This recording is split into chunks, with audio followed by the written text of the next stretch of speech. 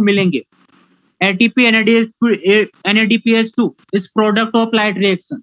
Light reaction light में चलती, तो लाइट रिएक्शन चलेगी लाइट में, तभी ATP NADPH2 बनेंगे और NADPH2 ATP बनेंगे, तभी CO2 ग्लूकोज में कन्वर्ट होगा। तो डार्क रिएक्शन भी इनडायरेक्ट लाइट पर डिपेंड है या प्रोडक्ट ऑफ लाइट पर डिपेंड है। तो डार्क रिएक्शन भी लाइट में ही चलेगी। हाँ, ये हो सकता है कि कुछ टाइम ATP NADPH2 बचे रहे और लाइट डार्क हो जाए, कंडीशन डार्क हो जाए, बिना लाइट के हो जाए, तब भी फिर भी डार्क रिएक्शन कंटिन्यू चलेगी, कुछ टाइम तक चल सकती है, जैसे ATP और NADPH2 जो बचे रह गए हैं वो यूज हो रहे हैं, तो चल सकती है। क्लियर बेटा? तक जैसे अगर हम इवनिंग में बात करें कि जैसे मान लीजिए अभी सनसेट नहीं हुआ है, 5-6 बज रही है, तो लाइट रिएक्शन चल रही है। अब लाइट रिएक्शन थोड़ी ज्यादा चल रही थी तो उसने ATP NADPH2 ज्यादा बना दिया। अब सनसेट हो गया है, लाइट रिएक्शन मान लेते हैं बंद हो गई, पूरी तरह बंद नहीं होगी लेकिन मान लेते हैं बंद हो गई, तो डार्क रिएक्शन तब भी चलेगी, क्योंकि जो ATP NADPH2 जो है वो जो एक्सेस में थे उनको यूज कर लेगा, तो 7-8 बजे तक डार्क रिएक्शन चल सकती है, लेकिन फिर उसके बाद नहीं चलेगी। तो डार्क रिएक्शन का मतलब ये नहीं कि डार्क में चलती है, डार्क रिएक्शन का भी मतलब ये है कि वो भी लाइट में चलती है। डार्क रिएक्शन कुछ टाइम के लिए बिना लाइट के चल सकती है, लेकिन कंटिन्यू नहीं चलेगी बिना लाइट के। और वो जो बिना लाइट, अगर उसको लाइट देना बंद कर देंगे तो कुछ समय बाद डार्क रिएक्शन स्टॉप हो जाती है, फिर उसको वापस लाइट देंगे तो वापस वो स्टार्ट हो जाएगी। In this process CO2 reduce in sugar. This process does not directly depend on the presence of light, but is depend on the product of light reaction ATP and NADPH2. NCERT कहना चाहती कि direct depend नहीं है, लेकिन NCERT ये नहीं कह रही कि डिपेंड नहीं है। NCERT बोल रही डायरेक्ट डिपेंड नहीं, मतलब इनडायरेक्ट तो है। It is not a dark reaction, but does not mean it occur in dark. Dark reaction नाम है, इसका मतलब ये नहीं कि डार्क में होती है, ये भी लाइट में होती है। It operate simultaneously with light reaction in presence of light. जैसे लाइट आती है फटाफट डार्क रिएक्शन चालू हो जाती है। सपोज शाम वाली बात कर रहा है, शाम की बातें हो रही है। If light become unavailable, light गई मतलब क्या? लाइट गई क्या? नहीं, सनलाइट। द बायोसिंथेसिस प्रोसेस मतलब डार्क रिएक्शन, क्योंकि सिंथेसिस हो रहा है लिविंग प्लांट के अंदर। कंटिन्यू फॉर सम टाइम, कुछ टाइम के लिए कंटिन्यू रहेगी, क्योंकि ATP NADPH2 एक्सेस में है। देन स्टॉप, कुछ समय बाद स्टॉप हो जाएगी। लेकिन अगर फिर उसको सनलाइट दे दें, जैसे सुबह फिर उसको सनलाइट दे दे, तो ये सिंथेसिस स्टार्ट हो जाएगा। इन लाइनों में कोई डाउट है बेटा? ये NCERT के पैराग्राफ था। NCERT ने एक वर्ड यूज किया, मिसनोमर मतलब होता है गलतफहमी। बेटा मेरी वॉइस सही आ रही है, ऑडियो सही आ रहा है? आंसर दे दीजिए बेटा, क्योंकि एक स्टूडेंट का ऑडियो ब्रेक कर रहा है। बिल्कुल सही आ रहा है बेटा। अविनाश चेक करो, कनेक्शन चेक करो बेटा। अविनाश कनेक्शन चेक करो बेटा। चलिए आगे चलते हैं। चलिए ठीक है, वॉइस में कोई दिक्कत नहीं आनी चाहिए। इतनी तेज बोल रहा हूँ जितनी तेज मैं क्लास में बोला करता था। यहाँ गला ज्यादा दर्द करता है, वहाँ क्या माइक हुआ करते थे, वो बहुत स्टैंडर्ड माइक है, तो जैसे माइक बोलते ऐसे बोलते हैं तो आवाज को ना गला नहीं पकड़ते थे, वो खुद मॉडिफाई एम्पलीफाई करके बोलते थे। उतना ही तेज मैं यहाँ बोल रहा हूँ, ठीक है। तो जिसको अगर आवाज ब्रेक हो रही है, आवाज धीरे आ रही है, तो अपनी माइक की वॉल्यूम बढ़ा दो भाई। हाँ वॉल्यूम बढ़ा दो बेटा, स्पीकर लगा लो, कान में लगा लो भाई। हाँ लेकिन ज्यादा देर ATP स्टोर नहीं कर सकते बेटा ना। चलिए बेटा आगे चलते हैं। अब डार्क रिएक्शन की बात करते हैं। देखिए डार्क रिएक्शन जो होती है उसको हम बोल देते हैं C3 cycle, Calvin cycle. Dark reaction मतलब ग्लूकोज बनाना, और ग्लूकोज बनाना है तो हमें केल्विन साइकिल तो चलाना ही पड़ेगा। अब इसको केल्विन साइकिल क्यों बोला, इधर देखिए, ये 6CO2 है, ये स्टेप टू स्टेप चल रहे हैं और ग्लूकोज बन जाता है। अब देखिए CO2 और ग्लूकोज बनने के बीच में बहुत सारे इंटरमीडिएट बनते हैं। इंटरमीडिएट मतलब बीच में बनते हैं, दोनों के बीच बहुत सारे केमिकल बनते हैं। अब एक सेल के अंदर, प्लांट सेल के अंदर, ये ढूंढना बहुत मुश्किल है कि कौन सा प्रोडक्ट CO2 से बना है, कौन सा प्रोडक्ट CO2 से बना है, कौन सा प्रोडक्ट CO2 से बना है। तो ये ढूंढना बहुत मुश्किल था, क्योंकि हो सकता है ये कहीं और से बना हो सकता है ग्लाइकोलाइसिस वाला साइकिल चल रहा हो, या हो सकता है कहीं और का साइकिल चल रहा हो सकता है पेट से कार्बोहाइड्रेट बन रहा हो, तो ये ढूंढना मुश्किल था। तो एक साइंटिस्ट था जिनका नाम था केल्विन। केल्विन साइंटिस्ट ने एक ऑर्गेनिज्म लिया जिनका नाम था क्लोरेला। जिनको क्लोरेला दिमाग में नहीं आया है, जिनको क्लोरेला पहले कभी नहीं सुना है, जिनको एनसीईआरटी का पेज नंबर 17-18 का कुछ अता पता नहीं है, वो सो जाओ बेटा।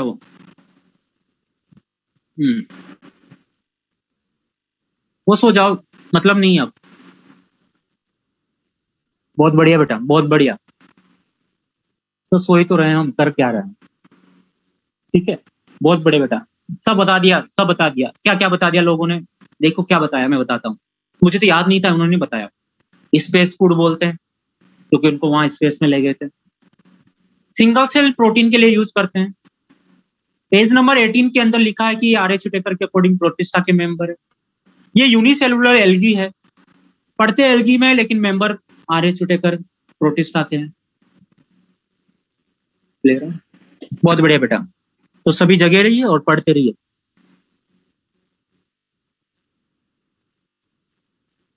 सो जाओ सर, ठीक है। अब क्लोरेला के अंदर इन्होंने क्या किया, पाथवे को, क्योंकि यूनिसेलुलर ऑर्गेनिज्म है तो उसके अंदर डिस्कवरी करना आसान है। ठीक है, बहुत आसान है यूनिसेलुलर ऑर्गेनिज्म के अंदर डिस्कवर करना। तो उन्होंने क्लोरेला ले लिया और इन्होंने क्लोरेला के अंदर जो CO2 डाली, वो CO2 डाली इन्होंने C14। देखिए नॉर्मली जो कार्बन होता है वो C12 होता है, और इसका जो आइसोटोप होता है वो C14 होता है। तो इन्होंने जो कार्बन लिया, इन्होंने जो कार्बन लिया वो लिया कौन सा, C14। CO2 के अंदर जो कार्बन था वो उन्होंने रिप्लेस कर दिया किसने, C14 रेडियो आइसोटोप। अब बीच बीच में जिन कंपोनेंट के अंदर C14 दिखाई दिया, मतलब वो समझ गए कि ये सब CO2 के रिएक्शन करने से बन रहे हैं। तो जो जिन जिन कंपोनेंट के अंदर C14 था वो सब आगे जाके एक ग्लूकोज बनाने में हेल्प करेंगे। मतलब जिन जिन के अंदर C14 था, जिन जिन कंपोनेंट के अंदर C14 कार्बन था, वो सब इस पाथवे में यूज हो रहे हैं। तो केल्विन साइंटिस्ट ने आर्टिफिशियली लैब के अंदर क्लोरेला के अंदर कार्बन डाइऑक्साइड जो दी क्लोरेला को, वो C14 वाली कार्बन डाइऑक्साइड दी आर्टिफिशियली। ठीक है, और पूरा पाथवे इन्होंने डिस्क्राइब किया कि इस पाथवे के अंदर क्या क्या बन रहा है और क्या क्या नहीं बन रहा है। तो पूरा डिस्क्राइब करने का क्रेडिट केल्विन साइकिल को जाता है। आइसोटोप टेक्निक से डिस्क्राइब किया और C14 इन्होंने यूज किया और क्लोरेला के अंदर डिस्कवर। इन्होंने केल्विन ने डिस्कवर किया था, तो केल्विन के नाम पर इसका नाम केल्विन साइकिल भी बोला जाता है। और हम आगे देखेंगे कि इसके अंदर जो फर्स्ट स्टेबल कंपाउंड बनता है वो बनता है 3 कार्बन का फोस्फोग्लिसरिक एसिड। मेरे साथ बोलिए, फोस्फोग्लिसरिक एसिड। मेरे साथ बोलिए, फोस्फोग्लिसरिक एसिड। मेरे साथ बोलिए, फोस्फोग्लिसरिक एसिड। एक बार और बोलिए जोर से, फोस्फोग्लिसरिक एसिड। फिर बोलिए, फोस्फोग्लिसरिक एसिड। थोड़ी मेहनत कर लो, शर्म नहीं आती तुम्हें। फोस्फोग्लिसरिक एसिड, फोस्फोग्लिसरिक एसिड 3 कार्बन का है, मतलब ऐसा कंपाउंड जिसमें 3 कार्बन प्रेजेंट है, 3 कार्बन प्रेजेंट है। ये 3 कार्बन का जो कंपाउंड स्टेबल बनता है, इसलिए इस साइकिल का नाम, एक और नाम है C3 साइकिल। तो मैं केल्विन साइकिल बोलूं या C3 साइकिल बोलूं, बात एक ही है। और इसको डिस्कवर किया था किसके थ्रू, रेडियो आइसोटोप के थ्रू। और रेडियो आइसोटोप में कौन सा लिया, C14 लिया। क्या ऐसे ही रेडियो आइसोटोप एक और पहले पढ़ चुके हैं क्या? अरे कौन सा रेडियो आइसोटोप पढ़ा था पहले? अरे क्या रूबेन काबेन हासिद याद है तुम्हें? अरे रूबेन काबेन हासिद याद है क्या तुम्हें? O18 O18 O18 O18 O18 use किया था। क्लियर? तो क्वेश्चन में ढंग से पढ़ना क्या पूछा गया ना। चलिए ये बातें हो गई है। क्रोमेटोग्राफी इनसे तो पता करते ही हम। चलिए अब ठीक है, अब चलते हैं, स्टार्ट करते हैं। सारा फोकस है अपना C3 साइकिल, इसी को हम बोल देते हैं केल्विन साइकिल। डार्क रिएक्शन भी बोल दो।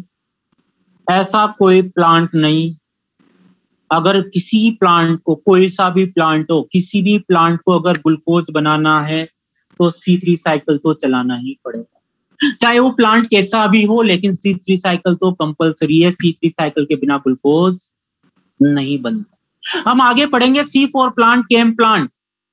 तो चाहे केम प्लांट हो, C4 प्लांट हो, C3 प्लांट हो, सब प्लांट के अंदर केल्विन साइकिल तो चलेगा।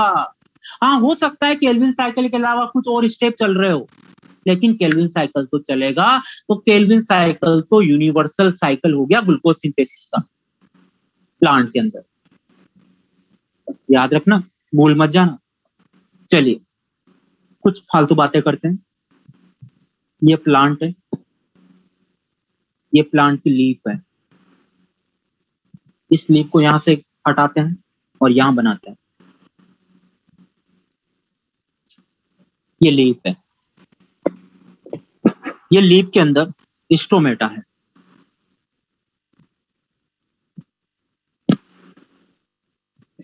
ये एटमॉस्फेयर है, एटमॉस्फेयर में दुनिया भर की चीजें हैं, लेकिन हमारा फोकस CO2 पर है। नेचुरल कंडीशन में CO2 है तो कार्बन 12 ही रहेगा। इस सेल, इस लीफ के अंदर, ये लीफ है, इस लीफ के अंदर मेसोफिल सेल है।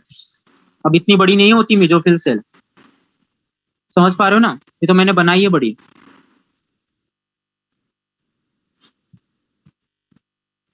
ये मेसोफिल सेल है। कौन सी सेल है? मेसोफिल सेल, जिसमें सेल वॉल भी है और मेम्ब्रेन भी है।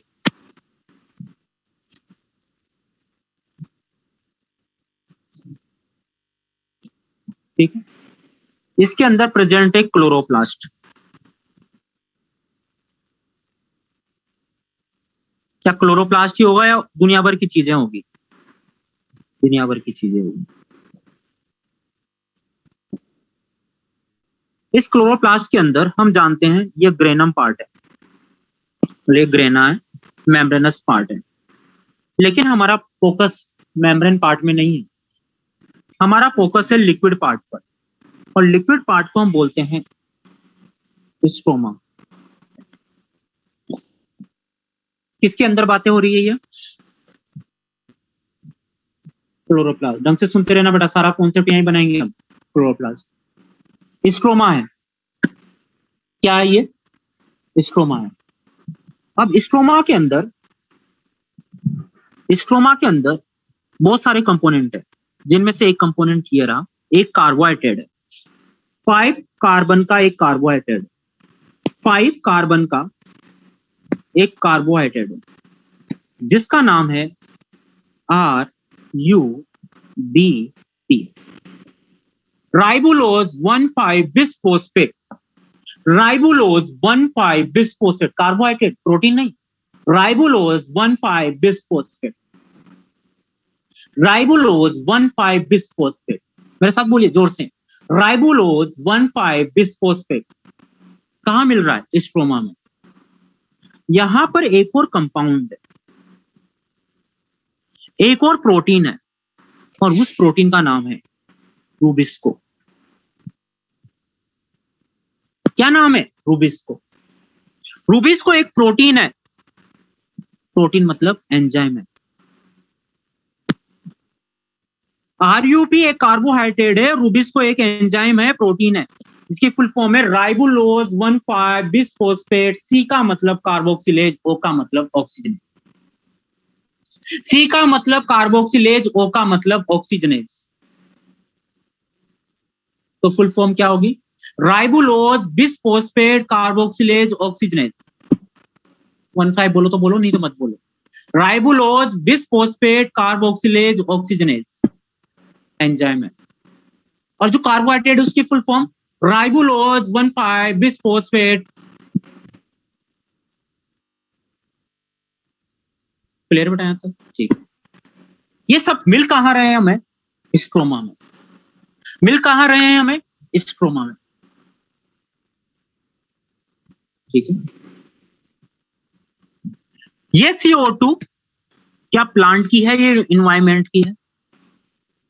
ये प्लांट की है या इन्वायरमेंट की है? इन्वायरमेंट की है, फ्री फोकट की है। नेचर का माल फ्री फोकट का ही है, हम यूज ही करते हैं। एनवायरमेंट की, इन्वायरमेंट की स्टोमेटा के थ्रू, किसके थ्रू बेटा?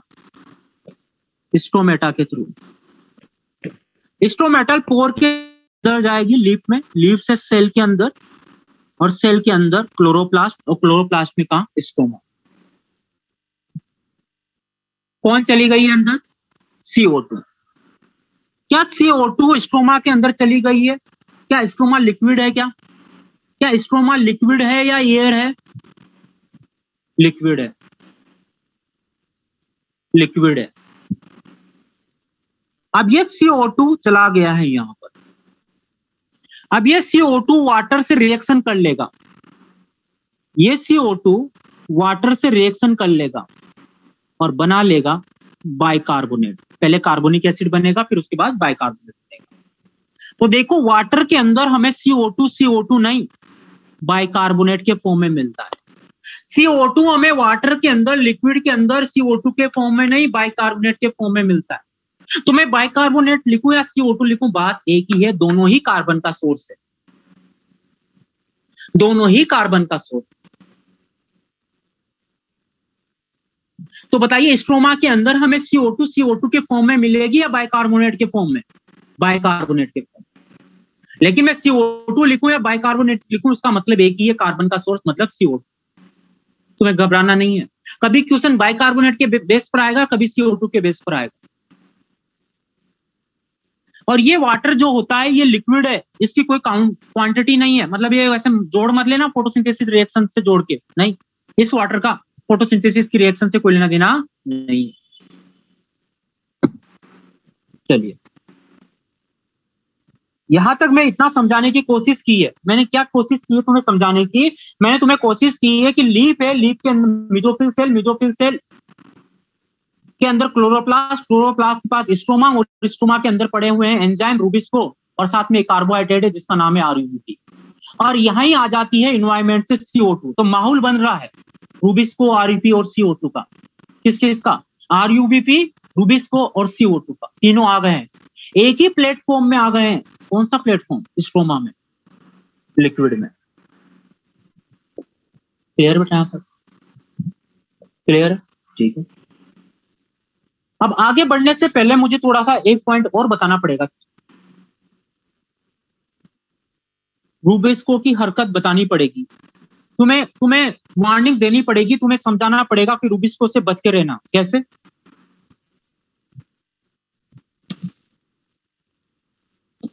ये CV capital, OB capital,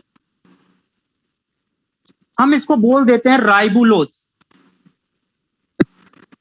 bisphosphate.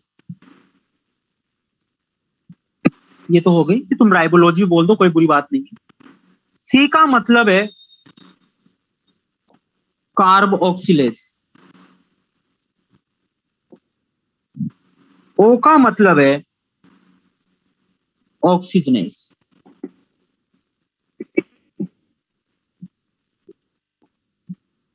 मुझे साफ समझ में आ रहा है कि रूबिस्को कार्बोक्सिलेज जैसा भी हो सकता है, ऑक्सीजनेज जैसा भी हो सकता है। कार्बोक्सिलेज तब बोलते हैं जब रूबिस्को बाइंड हो जाता है किसके साथ? CO2 के साथ। रूबिस्को ये एंजाइम है, कौन सा? रूबिस्को। अगर ये रूबिस्को, इस रूबिस्को से आके अगर CO2 बाइंड हो जाती है तो इस एक्टिविटी को हम बोलते हैं कार्बोक्सिलेज। अगर O2 आके बाइंड हो रही है, अगर O2 आके बाइंड हो रही है तो इस एक्टिविटी को हम बोलते हैं ऑक्सीजन। तो बात समझ में आ रही है? रूबिस्को कोई एक ये नहीं है कि इसी के साथ, नहीं, धोखेबाज है। अगर CO2 का माहौल सही है तो CO2 के साथ बाइंड होता है, लेकिन अगर O2 की कंसंट्रेशन CO2 से बहुत ज्यादा है तो O2 के साथ बाइंड हो जाता है, तो धोखेबाज है।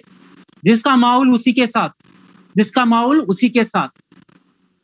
लेकिन अगर रूबिस को CO2 के साथ बाइंड कर रहा है तो इस एक्टिविटी को हम बोलेंगे, तब उस एंजाइम का नाम, रूबिस्को का एंजाइम होगा राइबुलोज बिसफॉस्फेट कार्बोक्सिलेज, इतना ही बोलेंगे। लेकिन अगर ये O2 के साथ बाइंड कर रहा है तो इस एंजाइम को बोलेंगे राइबुलोज बिसफॉस्फेट ऑक्सीजनेज। मतलब रूबिस्को दो तरह की एक्टिविटी दिखा सकता है। तो रूबिस्को को हम राइबुलोज बिसफॉस्फेट कार्बोक्सिलेज भी बोल सकते हैं और राइबुलोज बिसफॉस्फेट कार्बोक्सिलेज भी ऑक्सीजनेज भी बोल सकते हैं। कार्बोक्सिलेज नहीं, बिसफॉस्फेट ऑक्सीजनेज भी बोल सकते हैं। राइबुलोज बिसफॉस्फेट कार्बोक्सिलेज तब बोलेंगे जब CO2 से बाइंडिंग करवाता है, और राइबुलोज बिसफॉस्फेट ऑक्सीजनेज तब बोलेंगे जब O2 के साथ बाइंड करवाता है। क्लियर? जनरली रूबिस्को O2 के साथ बाइंड होना पसंद करता है, लेकिन O2 की कंसंट्रेशन बहुत ज्यादा हो जाए तब O2 के साथ बाइंड करना पसंद करता है। क्लियर? चलिए,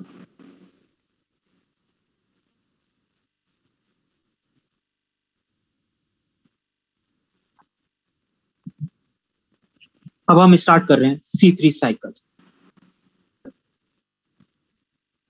या इसी का नाम है केल्विन साइकिल। केल्विन साइकिल क्यों नाम रखा? क्योंकि केल्विन साइंटिस्ट ने डिस्कवर की। C3 क्या नाम रखा? क्योंकि इसके अंदर हम देखेंगे फर्स्ट स्टेबल कंपाउंड 3 कार्बन का, CO2 के साथ ज्यादा होगी बेटा। इधर देखिए बेटा, ये यहां रखा हुआ है, ये सब स्ट्रोमा की बातें हो रही है। किसकी बातें हो रही है बेटा? स्ट्रोमा की। ये रहा RUBP, क्या है ये? प्रोटीन या कार्बोहाइड्रेट? कार्बोहाइड्रेट 5 कार्बन का माहौल बन गया है, आ गया है कौन? CO2। किस फॉर्म में मिलेगा? बाइकार्बोनेट। क्या इसको मैं ऐसे लिख दूं, CO2 प्लस वाटर? यस। क्या मैं इसको CO2 लिख दूं? लिख दो, इनमें से कुछ भी लिख दो, एक ही बात है। यहां पर ये दोनों बाइंड होंगे, CO2 को एक्सेप्ट करेगा कौन? RUBP। तो फर्स्ट CO2 एक्सेप्टर कौन हो गया? RUBP। और इसको एक्सेप्ट करवाएगा, इस रिएक्शन को कराएगा एंजाइम जिसका नाम है रूबिस्को। 5 करोड़ का क्वेश्चन आने वाला है, बहुत दिन हो गए 5 करोड़ नहीं मारे मैंने। रूबिस्को RUP को CO2 से बाइंड करवा देता है और बना देता है 6 कार्बन का अनस्टेबल कंपाउंड कीटो एसिड। लेकिन ये अनस्टेबल है और लास्ट में बाद में जाके बन जाता है स्टेबल कंपाउंड 3 कार्बन का। बीच में अनस्टेबल कंपाउंड बनता है कीटो एसिड, इसको हम याद नहीं करेंगे, तो मैंने हटा दिया ताकि कंफ्यूजन ही नहीं हो। फर्स्ट स्टेबल कंपाउंड जो बना है वो 3 कार्बन का बना है, इसलिए इसको बोल दिया है C3 साइकिल। फोस्फोग्लिसरिक एसिड, क्या बोल दो? फोस्फोग्लिसरेट। मुझे बताइए यहां पर रूबिस्को की फुल फॉर्म राइबुलोज कार्बोक्सिलेज होगी या राइबुलोज ऑक्सीजनेज होगी? कार्बोक्सिलेज, बहुत बढ़िया, कार्बोक्सिलेज। कार्बोक्सिलेज होगी क्योंकि CO2 को बाइंड करवा रहा है। अब ये PGA जो है इसको हम बोलते हैं 3PGA। अब ये 3 फ्री क्या है इसको देखते हैं। जैसे मैं लिखूं 3PGA, तो PGA है तो 3 कार्बन का ही, लेकिन 1 2 3, तो 3 नंबर के, 1 नंबर का कार्बन, 2 नंबर का कार्बन, 3 नंबर के कार्बन, 3 नंबर के कार्बन में फॉस्फेट प्रेजेंट है, तो 3 फोस्फोग्लिसरिक एसिड। अगर मैं लिख दूं 2PGA, तो 1 2 और 3, कार्बन तो 3 है लेकिन सेकंड नंबर के कार्बन पर प्रेजेंट है क्या? फॉस्फेट। ये तो केमिस्ट्री आती है तुम्हें, ये तो मुझे भी आता है इसलिए बता रहा हूं। मैं लिखूं 1 3PGA, तो इसका मतलब है 1 2 3, फर्स्ट नंबर के कार्बन पर भी फॉस्फेट है और 3 नंबर के कार्बन पर भी फॉस्फेट। तो ये 3 नंबर नहीं है, ये फॉस्फेट की पोजीशन है। जब ऐसे डेस लगा हुआ ना तो पोजीशन है।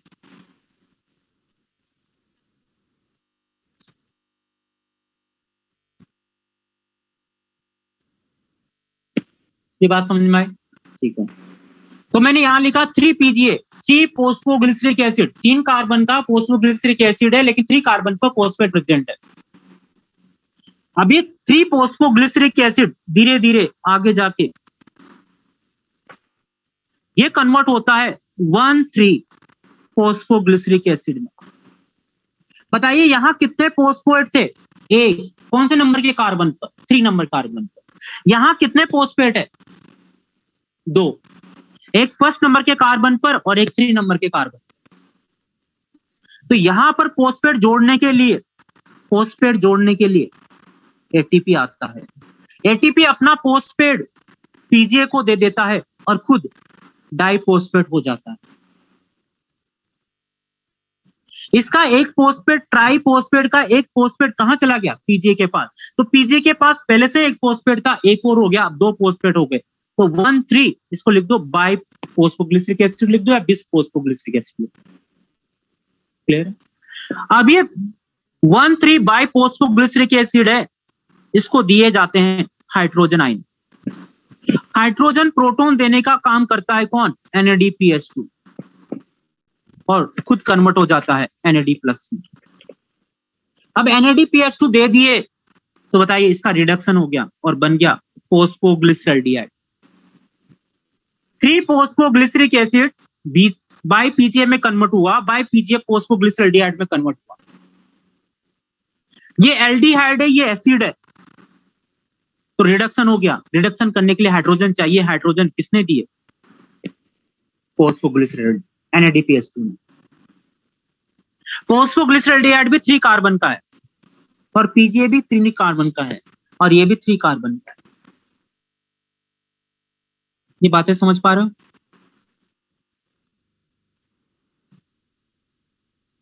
यहां पर देखिए फर्स्ट टाइम पहली रिएक्शन को अगर हम देखें तो CO2 बाइंड हो रहा है तो उसको बोलेंगे कार्ब ऑक्सीलेशन। CO2 का बाइंड होना, carb oscillation first step. Second step के अंदर पीजीए कन्वर्ट हो रहा है पीजीएल के अंदर, तो इसको पूरा का एनसीईआरटी ने बोल दिया है रिडक्शन। तो सेकंड स्टेप हो गई रिडक्शन। तो 1 पीजीए 3 कार्बन का है, तो बताइए पीजीएल भी कितने कार्बन का है? 3 कार्बन का। तो बताइए 1 पीजीए से कितना पीजीएल बनेगा? 1 पीजीए से कितना पीजीएल बनेगा? 3 पीजीएल बनेगा, मतलब सॉरी 1 पीजीएल बनेगा 3 कार्बन का। मुझे बताइए 1 पीजीए को 1 पीजीएल में कन्वर्ट करने के लिए कितने एटीपी चाहिए? 1 एटीपी। कितने NADPH2 चाहिए? 1 NADPH2, और इसको बोलेंगे रिडक्शन। यहां तक समझ में आ गया सबको? यहां तक समझ में आया सबको? ठीक है, अब सुनना, थोड़ी बैलेंसिंग करते हैं। यहां कितने कार्बन है? 5। यहां CO2 के पास कितने कार्बन है? 1। RUP के पास 5 कार्बन है और CO2 के पास 1 कार्बन है, तो 5 + 1 कितना हो गया? 6 कार्बन। मुझे बताइए पीजीए के पास कितने कार्बन? 3 कार्बन। तो बैलेंस करने के लिए पीजीए कितने बनाए? 2। बैलेंस करने के लिए 1,3 बीजीए भी कितने बनाए? 2। पीजीएल भी कितने बनाए? 2। 1 पीजीए को अगर इसमें कन्वर्ट होना था तो 1 एटीपी चाहिए था, तो 2 को कितने चाहिए? 2 एटीपी। और 2 को कितने NADPH चाहिए? 2। ये बात समझ में आए सबको? तब तो आगे बढ़ू, नहीं तो सो जाऊं यहां पर ही।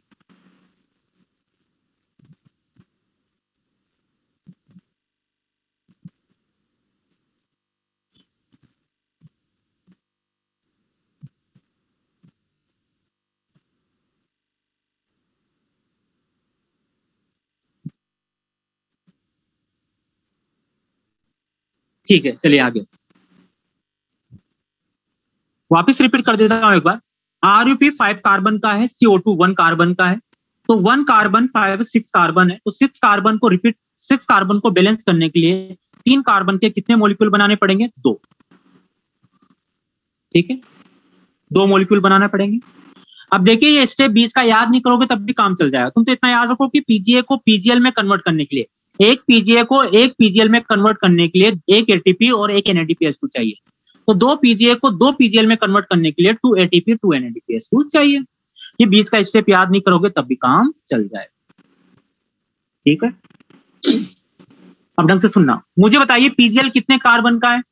3 कार्बन का। कितने मॉलिक्यूल बने? 2 मॉलिक्यूल। तो टोटल कितने कार्बन हुए? 6 कार्बन। 6 कार्बन में से एक कार्बन जो होता है, एक कार्बन जो होता है वो फिक्स्ड हो जाता है। फिक्स्ड का मतलब है कहीं किसी कंपाउंड के अंदर छुपा दिया है, जोड़ दिया है। मान लीजिए कोई 5 कार्बन का कंपाउंड पहले से पड़ा था, उसके अंदर एक जोड़ के एक 6 कार्बन का कंपाउंड बना दिया। अब बताइए 2PgL के पास कितने कार्बन थे? 3 कार्बन, और 2 है तो कितने कार्बन हो गए? 6 कार्बन। 6 में से एक कार्बन को किसी दूसरे कंपाउंड में छुपा दिया है। अब बचे कितने कार्बन? 5। इस 5 कार्बन को वापस लौटा दिए जाते हैं किसके पास? RUBP के पास।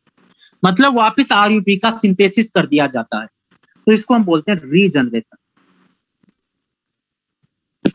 अभी रीजनरेशन करने के लिए भी यहाँ ATP चाहिए, 1 ATP यूज हो जाता है रीजनरेशन में।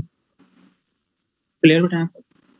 तो मुझे बताइए ये 1 बार जो साइकिल चला है, 1 बार जो C3 साइकिल चला है, उसमें पहला स्टेप कार्बोक्सिलेशन, दूसरा स्टेप रिडक्शन, और थर्ड स्टेप आ गया रीजनरेशन।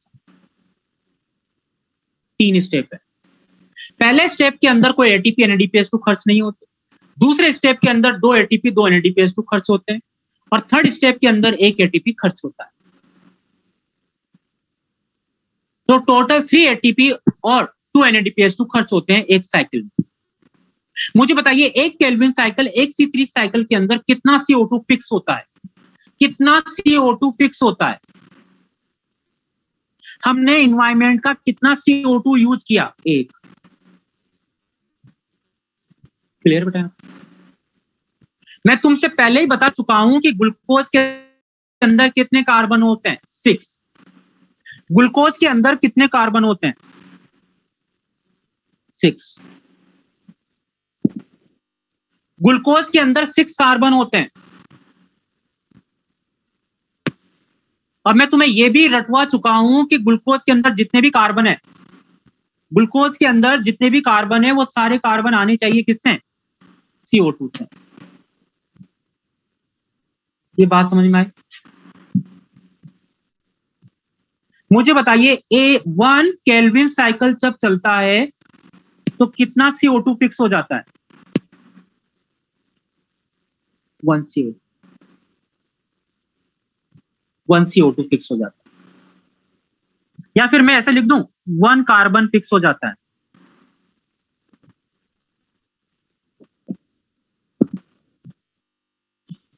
अब स्टूडेंट पूछता है सर क्यों हमने को 6 के 6 कार्बन यूज करके ग्लूकोज बना देना चाहिए था?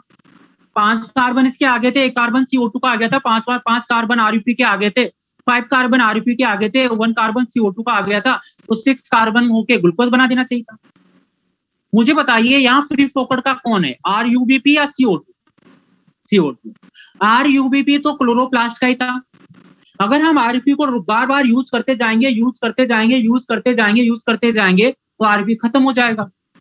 और जब RUP खत्म हो जाएगा तो फिर बाद में CO2 को कोई एक्सेप्ट ही नहीं करेगा, फिर रिएक्शन ही बंद हो जाएगी।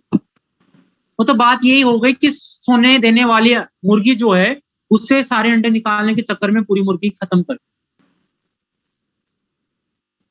तो हमने जो RUP से जितने कार्बन लिए थे, कितने कार्बन लिए थे? 5। उसको वापस हमें लौटाने पड़ेंगे। तो हर साइकिल के अंदर सिर्फ हम एक ही CO2 फिक्स कर पा रहे हैं, बाकी जो कार्बन बचे थे जो 5 वो वापस RUP को लौटा रहे हैं ताकि कारवा चलता रहे। वैसे ही है जैसे मान लीजिए मेरे पास 1 रुपया है, मैंने कहीं से कबाड़ा 1 रुपया, और मैंने बिजनेस करने के लिए मुझे 6 कार्बन चाहिए, 6 रुपए चाहिए, तो 1 रुपया मेरे पास है, 5 रुपए मैंने पापा से मान लिए, मेरे पास 6 हो गए। मैंने बिजनेस स्टार्ट किया, 1 रुपए का प्रॉफिट निकाल के 1 रुपए को स्टोर कर दिया और 5 रुपए वापस पापा को लौटाने। अगर मैं 5 रुपए वापस पापा को नहीं लौटाते, बार बार अगर पापा से मांगता जाता तो 2 बार मांग लेता, 10 बार मांग लेता। अगर 11 टाइम्स में उसको मांगने जाता पापा से, तो पापा क्या मुझे पैसे देते या लापा देते? एक चिपका देते मेरे। ये क्या तरीका है मांगने का? समझ पा रहे हो? तो मुझे हर बार बिजनेस स्टार्ट कर रहा हूँ तो 5 रुपए मांग रहा हूँ और 1 रुपया कहीं से कबाड़ रहा हूँ, तो मेरा तो 1 रुपया ही इन्वेस्ट करने का, 5 रुपए तो उधार है, तो जो उधार लिया है वो वापस लौटा रहा हूँ ताकि ये कारवा चलता रहे। तो बताइए एक बार साइकिल में कितना CO2 फिक्स हुआ है? 1 CO2 फिक्स हुआ है। क्लियर बताया था? अब ढंग से सुना। पहली स्टेप 1 केल्विन साइकिल के अंदर पहली स्टेप कौन सी है? Carb oscillation. सेकेंड स्टेप कौन सी है? रिडक्शन। थर्ड स्टेप कौन सी है? रीजनरेशन।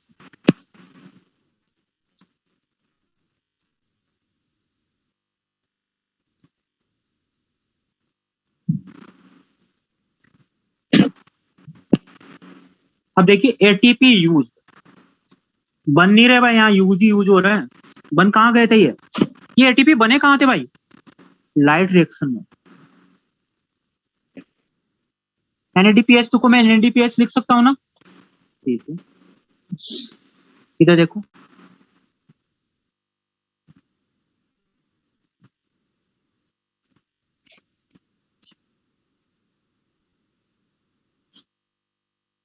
कार्ब ऑक्सीलेशन के अंदर कोई एटीपी यूज हुआ क्या? नहीं।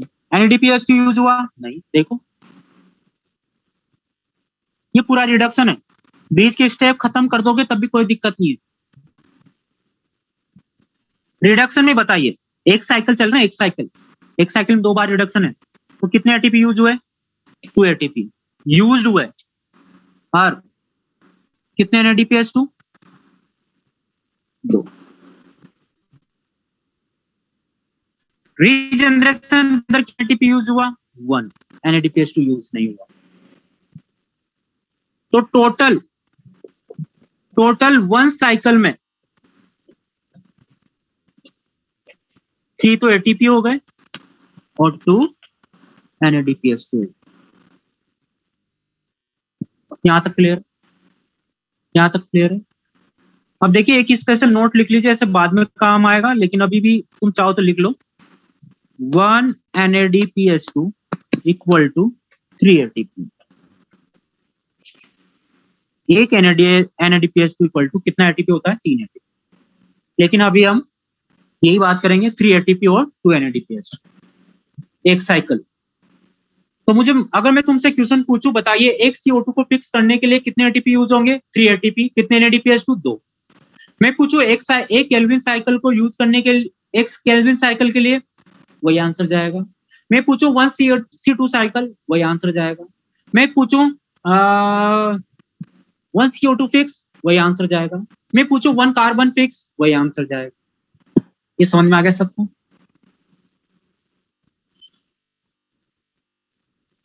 ठीक है।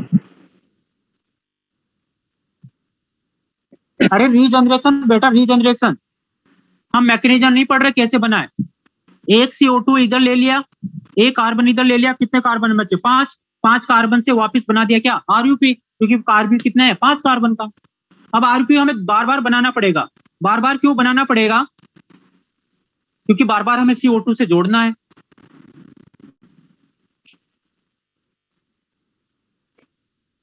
ठीक है, अब इधर देखना बेटा,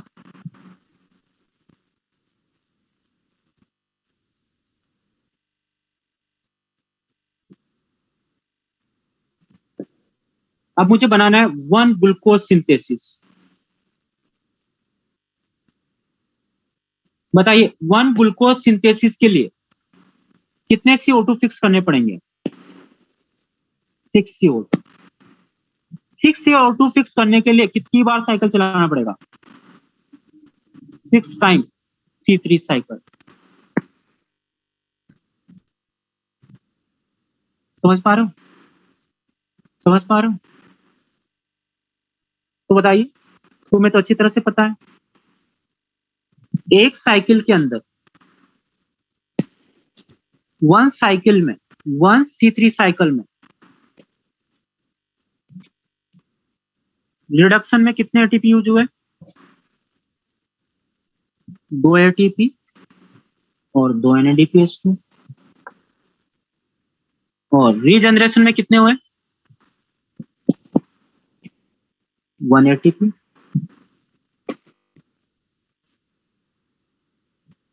टोटल कितने हुए थे? 3 एटीपी प्लस, कई बार रिपीट कर रहा हूं मैं, NADPH2। हमसे 1 ग्लूकोज सिंथेसिस के बारे में पूछा है, तो किससे मल्टीप्लाई कर दें? 6 से। तो 1 ग्लूकोज सिंथेसिस 18 ATP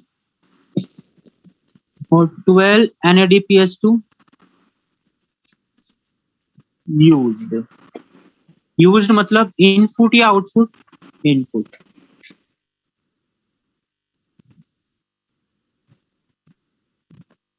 क्लियर है यहां तक? क्लियर है बेटा यहां तक?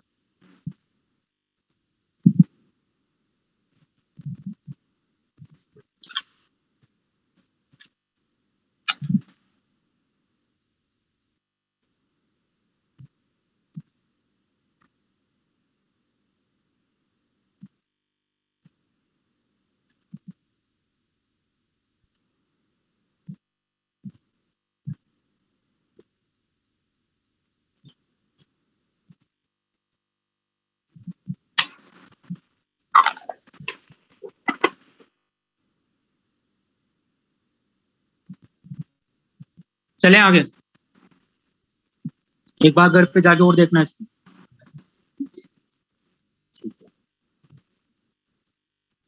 अब हम पढ़ रहे हैं C4 साइकिल। ये बाद में हम ये सब कुछ पढ़ चुके हैं ना एक बार। ये वाला जो पेज है ना, इसको हम अभी डिस्कस नहीं करेंगे, इसको करेंगे हम C4 साइकिल के बाद। तो ये अभी नहीं पढ़ाया है, अभी मैंने ये टीच नहीं करवाया, ठीक है।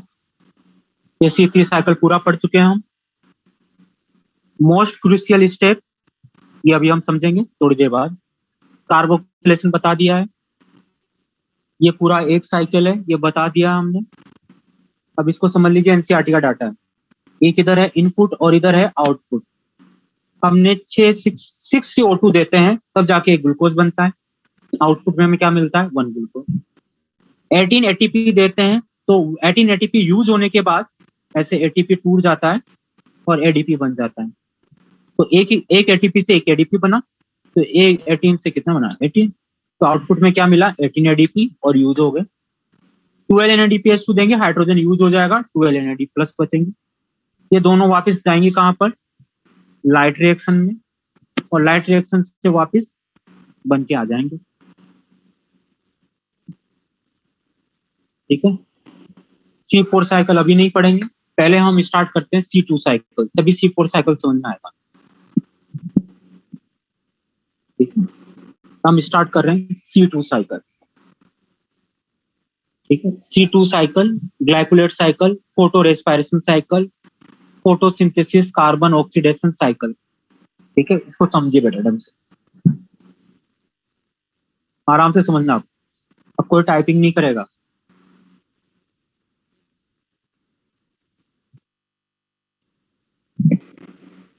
हम पढ़े थे रूबिस को,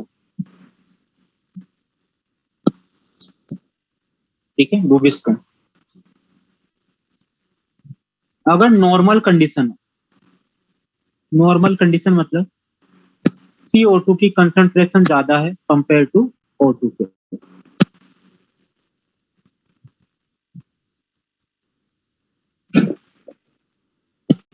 उस कंडीशन के अंदर प्लांट के अंदर, लीफ के अंदर, ये एक कंडीशन इन्वायरमेंट की नहीं है, लीफ के अंदर की बात है, इन लीफ क्लोरोप्लास्ट की बात। उस कंडीशन के अंदर RUBP CO2 बाइंड हो जाते हैं, और बाइंड कौन करवाता है? रूबिस को। यहाँ पर रूबिस को वही काम कर रहा है जो C3 साइकिल, मतलब नॉर्मल C3 साइकिल चल रहा है, कार्बोक्सिलेशन हो रहा है। कब?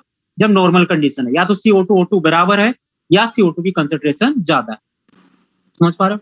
क्योंकि CO2 O2 की कंसेंट्रेशन ज्यादा होगी, मतलब CO2 O2 की कंसेंट्रेशन बराबर होगी, तब भी रूबिस को CO2 से बाइंड होना पसंद करता है, क्योंकि उसके साथ एफिनिटी ज्यादा है। और जब CO2 की कंसेंट्रेशन और ज्यादा है तो और अच्छी बात है, और इससे हमारे पास बन जाता था PGA, 3 कार्बन का। याद है तुम्हें? मैं यहाँ पर थोड़ा सा बैलेंसिंग करने के लिए ले रहा हूँ, बैलेंस करने के लिए। 2 RUP 2 CO2, तो टोटल कितने कार्बन हुए? 5 इंटू 2 कितने हो गए? 10 कार्बन। और इधर 1 कार्बन है, तो 2 इंटू 2 कितने कार्बन हो गए? 2 का 2 1 इंटू 2 कार्बन, तो 2 प्लस 10 कितने कार्बन हो गए? 12 कार्बन। तो 12 कार्बन, एक के पास कितना है 3 कार्बन, तो इसको बैलेंस करने के लिए कितने मॉलिक्यूल बनाए 4, और आगे जाके ये रिएक्शन चलता जाता है, केल्विन साइकिल चलता जाता है और ग्लूकोज बन जाता है। ठीक है, मतलब पूरा साइकिल चलता जाता है। यहां तक समझाए नॉर्मल कंडीशन। लेकिन जब लाइट की इंटेंसिटी ढंग से समझना, बिल्कुल स्लो चल रहा है, लाइट की इंटेंसिटी मोर हो, लाइट की इंटेंसिटी ज्यादा होगी तो ऑब्वियसली टेम्परेचर भी क्या होगा मोर। मोर की जगह वर्ड यूज करेंगे हाई, हाई अच्छा वर्ड है। हाई लाइट इंटेंसिटी हो या हाई टेम्परेचर हो, ऐसी कंडीशन जनरली हमें कब मिलेगी रोज, इवनिंग को, मॉर्निंग को या आफ्टरनून को, आफ्टरनून को। ठीक है, ऐसी कंडीशन होने से CO2 की कंसंट्रेशन के कंपेयर में O2 की कंसंट्रेशन बढ़ जाती है, CO2 के कंपेयर में O2 की कंसंट्रेशन बढ़ जाती है इन लीव आफ्टरनून। समझ में आया? लाइट की इंटेंसिटी बढ़ने से क्यों बढ़ा, क्योंकि लाइट की इंटेंसिटी बढ़ने से लाइट रिएक्शन ज्यादा होगी, लाइट रिएक्शन ज्यादा होने से वाटर का ब्रेकडाउन ज्यादा होगा, वाटर का ब्रेकडाउन ज्यादा होगा तो ऑक्सीजन ज्यादा बनेगी। लीव की बात हो रही है सब। इन्वायरमेंट में कोई चेंज नहीं आता भाई, दिन में भी वही ऑक्सीजन होती है, रात में भी वही होती है, दिन सब में वही होती है, कोई ज्यादा चेंज नहीं आता इन्वायरमेंट में। चेंज आ रहा है किसके अंदर, लीव के अंदर। इस कंडीशन के अंदर रूबिस्को का मन थोड़ा सा बदल जाता है, रूबिस्को का थोड़ा मन बदल जाता है, क्योंकि पहले जो CO2 से बाइंड कर रहा था, क्योंकि CO2 की कंसंट्रेशन ज्यादा थी या बराबर थी, लेकिन अब CO2 की कंसंट्रेशन के कंपेयर में O2 ज्यादा हो गई है, तो रूबिस्को यहाँ पर थोड़ा सा मन बदल जाता है और अपना अपना काम बदल लेता है। अब RUP को बाइंड करता है किसके साथ, O2 के साथ, और O2 के साथ बाइंड करता है और अपनी एक्टिविटी को कार्बोक्सिलेज से ऑक्सीजनेज कर देता है। कौन सा एंजाइम, रूबिस्को। यहां पर कौन सी एक्टिविटी करने लग जाएगा ये, ऑक्सीजनेज। यहां कौन सी कर रहा था, कार्बोक्सिलेज। आराम से बना बेटा, बहुत स्लो चल रहे हैं, आउटपुट आना चाहिए। ऑक्सीजनेज RUP, यहाँ 5 कार्बन है, यहाँ कोई कार्बन नहीं है, 0 कार्बन, O2 के पास कोई कार्बन नहीं है। अब 5 कार्बन है तो इसको बैलेंस करने के लिए यहाँ पर बने, एक तो बना PGA, PGA पहले भी नाम सुना है, फॉस्फोग्लिसरिक एसिड है, 3 कार्बन का है, और साथ में एक 2 कार्बन का कंपाउंड बना जिसका नाम है फोस्फोग्लाइकोलेट। ठीक है, ये फोस्फोग्लाइकोलेट आगे जाके ग्लाइकोलेट में कन्वर्ट हो जाता है, और यह आगे की जो रिएक्शन चलेगी उसमें यही पार्टिसिपेट लेता है। तो सुनना क्या क्या पढ़ लिया हमने। पहली बार तो हमने पढ़ा कि इसके अंदर CO2 नहीं O2 बाइंड होती है, कब, जब लाइट की इंटेंसिटी ज्यादा हो या टेम्परेचर ज्यादा हो, और वहां ऐसी कंडीशन आ जाती है। ऐसी कंडीशन आने से रूबिस को अपना मन डोल जाता है, मन डोलना मतलब बदल जाता है, और ये O2 के साथ हो जाता है। CO2 बार बार रूबिस्को को बोल रहा है, यार तू क्या कर रहा है, पहले तो मेरे साथ बाइंड हुआ करता था, लेकिन रूबिस्को बोलेगा भाई अब तेरा टाइम नहीं, टाइम O2 का है और मैं O2 के साथ, जिसके दिन उसी के साथ में। तो हो गया, रिएक्शन चली तो PGA1 PGA मॉलिक्यूल 1 PG बना, जो PG बना, PGA तो पहले ही बन गया था तो इसमें फोकस नहीं कर रहे हैं। जो PG बना वो 2 कार्बन का है, इसलिए इसको C2 साइकिल भी बोलते हैं। इसके अंदर O2 बाइंड हो रहा है लाइट की प्रेजेंस में, O2 का बाइंड होना, O2 के साथ रिएक्शन करना ऑक्सीडेशन रेस्पिरेशन है, और लाइट के प्रेजेंस में हो रहा है तो उसका नाम है फोटो रेस्पिरेशन। तो मैं फोटो रेस्पिरेशन बोलूं या C2 साइकिल बोलूं, बात एक ही है। इसके अंदर एक कंपाउंड बनता है ग्लाइकोलेट, और यही आगे जाके मेटाबॉलिज्म में काम आता है, ये रिएक्शन करवाता है, तो इसको बोलते हैं ग्लाइकोलेट साइकिल। तो मैं ग्लाइकोलेट साइकिल बोलूं, C2 साइकिल बोलूं, या फोटो रेस्पिरेशन बोलूं, एक ही बात। क्लियर बेटा, यहां तक क्लियर है? ठीक है,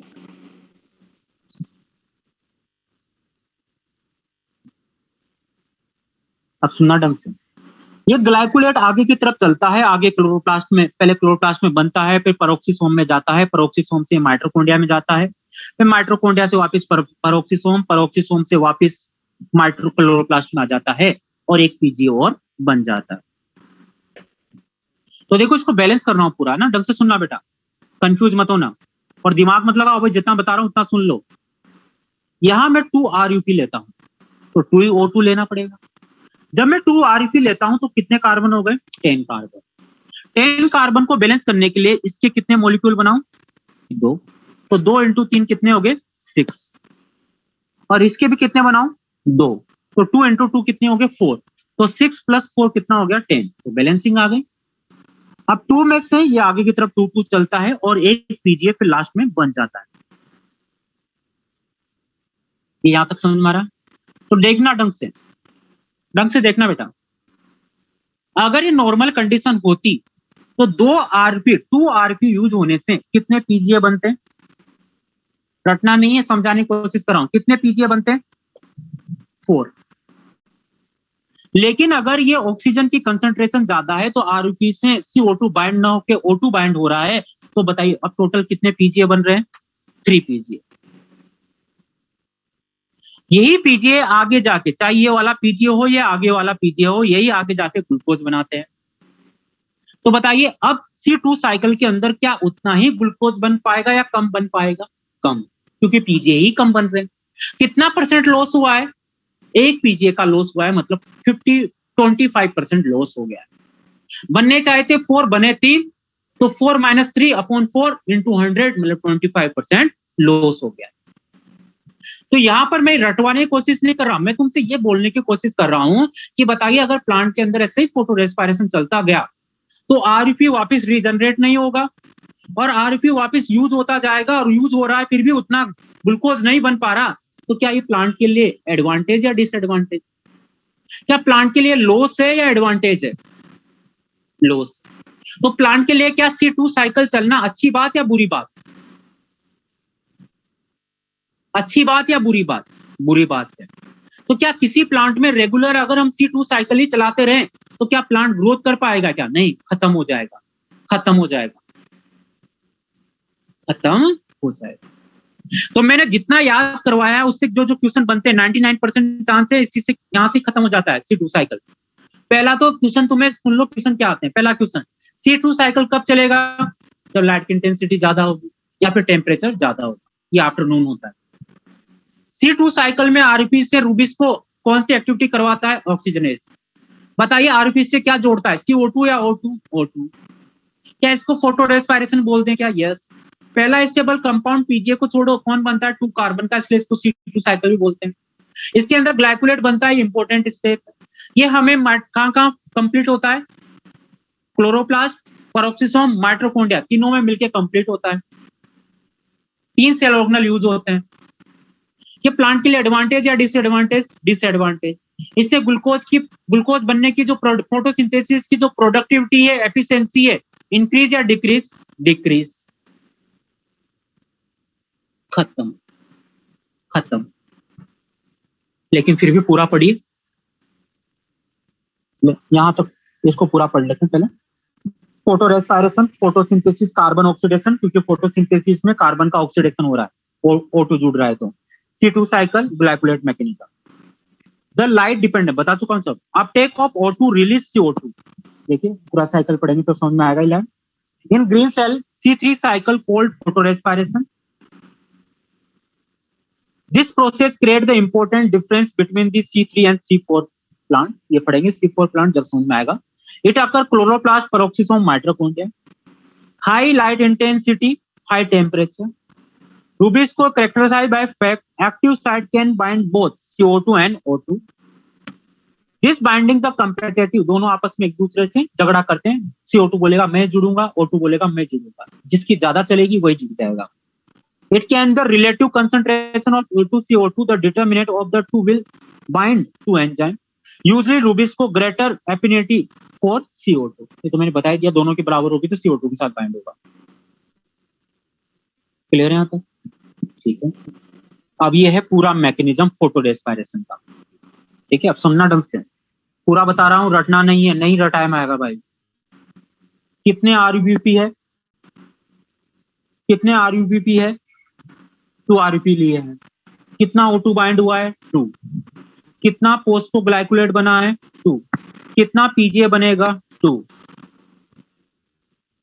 फॉस्फोग्लाइकोलेट 2 कार्बन का है, फॉस्फोग्लाइकोलेट ग्लाइकोलेट में कन्वर्ट हो जाता है, कितने बने 2। ग्लाइकोलेट पेरोक्सिसोम में एंटर करता है और ग्लाइकोलेट कन्वर्ट हो जाता है ग्लाइऑक्सिलेट में। ग्लाइकोऑक्सिलेट यहाँ ग्लाइसिन बना लेता है, क्या यूज करके, अमोनिया। ग्लाइसिन माइटोकॉन्ड्रिया में जाता है और अमोनिया और CO2 को निकाल देता है और कन्वर्ट हो जाता है सेरीन में। सेरीन यहाँ आता है और हाइड्रोक्सी पायरुवेट और ग्लिसरेट यहाँ आके वापस पीजीए बना देता है, 1 पीजीए। चले थे 2 से और आ गए हैं किसमें, यहाँ पर 1 में। अब 2 पीजीए तो पहले ही बन गया, 1 पीजीए बन गया, आगे जाके C3 साइकिल में एंटर हो करेंगे और ग्लूकोज बना देंगे। तो पहला क्वेश्चन बताइए कितने सेल ऑर्गेनल में कंप्लीट हो रहा है, 3 में। दूसरा क्वेश्चन बताइए यहाँ पर ऑक्सीजन कहाँ कहाँ यूज होती है, क्लोरोप्लास्ट और पेरोक्सिसोम। CO2 का लॉस कहाँ होता है, माइटोकॉन्ड्रिया। और साथ में ATP भी खर्च हो रहा है और जो REP यूज किया वो भी वापस नहीं बन रहा, तो खर्चा ही खर्चा है, मतलब वाली बात नहीं। तो ये पूरा साइकिल है, जिसको याद हो जाए वो सब मिठाई खिलाइए एक दूसरे को। लेकिन मैं पहले बोल रहा हूँ नहीं रटना, मैंने जितना बोला उतना रट लेना काफी है। मैंने क्या क्या बोला, कब होता है, क्या बनता है, किन किन में चलता है, कौन सी कंडीशन में होगा, इसके अलावा कुछ याद नहीं। और जिसको पूरा याद हो जाए बहुत अच्छी बात। क्लियर बेटा, यहाँ पर क्लियर है। तो ये लाइन समझ में आ गए। अब टेक O2 और रिलीज CO2। अब टेक O2 लेता O2 है, निकालता CO2। क्लियर है यहाँ तक। चलिए आगे चलते हैं। The photorespiration pathway neither synthesis of sugar nor ATP, ना ATP सिंथेसिस होता है ना शुगर, क्योंकि इस पाथवे में तो कहीं भी नहीं हुआ है, यहाँ कहीं भी ग्लूकोज नहीं बना है। एक ग्लूकोज बनेंगे तो आगे जाके C3 साइकिल में बनेंगे, ये तो इसमें तो नहीं बने, ये तो C2 साइकिल में तो नहीं बने, C3 साइकिल तो अलग चीज है। तो ग्लूकोज तो नहीं बना, शुगर तो नहीं बना, और साथ में ATP भी खर्च हो गया है। The resume release of CO2 with the utilization of ATP. Therefore, photorespiration wasteful process. Disadvantage है। Biological function of photorespiration note now, अभी तक कोई इसका फंक्शन पता नहीं चला कि क्यों हो रहा है। ये यहां तक समझ में आ गया, ये समझ में आ गया सबको। लगे हाथ नहीं पढ़ते हैं। वारबर्ग इफेक्ट बहुत ईजी है, मुझे बताइए, आराम से बोलिए। अगर मैं बोलूं कि अगर ओनली मैं प्लांट को CO2 दे रहा हूं, O2 की कंसंट्रेशन कम रख रहा हूं, तो बताइए क्या फोटो रेस्पिरेशन चलेगा, क्या नहीं चलेगा। तो बताइए वहां जो भी काम होगा ग्लूकोज ज्यादा बनेगा, फोटोसिंथेसिस की एफिशिएंसी ज्यादा होगी। लेकिन बताइए अगर मैं फोटोसिंथेसिस चलता जा रहा है और उसी में ऑक्सीजन की कंसंट्रेशन बढ़ा दूं, तो क्या ग्लूकोज बनना कम हो जाएगा या ज्यादा हो जाएगा, कम हो जाएगा। फोटोसिंथेसिस कम हो जाएगा या ज्यादा हो जाएगा, कम हो जाएगा। तो अगर मैं प्लांट के अंदर O2 की कंसंट्रेशन बढ़ा रहा हूं तो उससे फोटोसिंथेसिस की रेट डिक्रीज हो जाती है, फोटोसिंथेसिस की प्रोडक्टिविटी कम हो जाती है। इसी को बोलते हैं Warburg effect. The Warburg effect is to decrease the rate of photosynthesis by high O2 concentration। और तुम साफ समझ गए हो ऐसा क्यों हो गया है, तुम साफ समझ गए हो ऐसा क्यों हो रहा है, क्योंकि O2 की कंपेटिटिव इनिबिटर है। कंपेटिटिव इनिबिटर का मतलब है रूबिस्को से जुड़ना चाहता है, रूबिस्को से जुड़ना चाहता है O2 भी और CO2 भी। अब तुमने O2 की कंसंट्रेशन बढ़ा दी तो अब रूबिस्को से कौन जुड़ेगा, CO2 या O2, O2। तुमने O2 की कंसंट्रेशन बढ़ा दी तो अब रूबिस्को से कौन जुड़ेगा, O2। अब O2 जुड़ेगा तो फोटोसिंथेसिस की जगह फोटो रेस्पिरेशन चलने लग जाएगा और इससे फोटोसिंथेसिस की प्रोडक्टिविटी कम हो जाएगी। इस वारबर्ग इफेक्ट में किसी को डाउट है, इस वारबर्ग इफेक्ट में किसी को डाउट है। इनिबिटर, इधर देखिए बेटा, इनिबिटर रोकने वाला ये रूबिस्को एंजाइम था।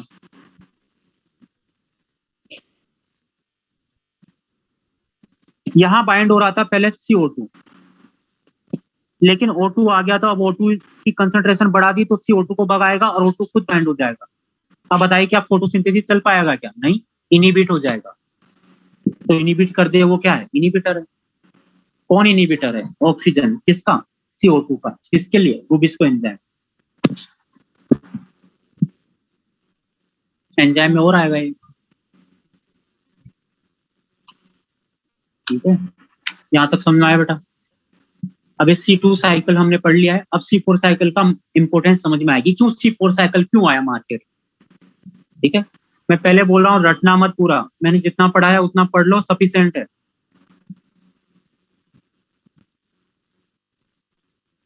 रात को फिर क्या लेते हैं, समझ में नहीं आया, क्या क्वेश्चन है सर? रेस्पिरेशन हो रहा है तो ऑक्सीजन के प्रेजेंस में हो रहा है, और वो माइटोकॉन्ड्रिया में है तो प्रोड्यूस क्यों नहीं होता? क्या प्रोड्यूस क्यों नहीं होता? माइटोकॉन्ड्रिया की बातें थोड़ी कर रहे हैं, क्लोरोप्लास्ट की बात कर रहे हैं सर। रात को फिर O2 लेते हैं, वहां कंसेप्ट यहाँ से कैसे, कौन O2 लेता है सर? फोटो रेस्पिरेशन फोटोसिंथेसिस का उल्टा काम कर रहा है, उल्टा नहीं वेस्टेज काम कर रहा है। चलिए बेटा, यहाँ तक चले, बाय बोले, ऑल द बेस्ट, पढ़ते रहिए और मस्त रहिए।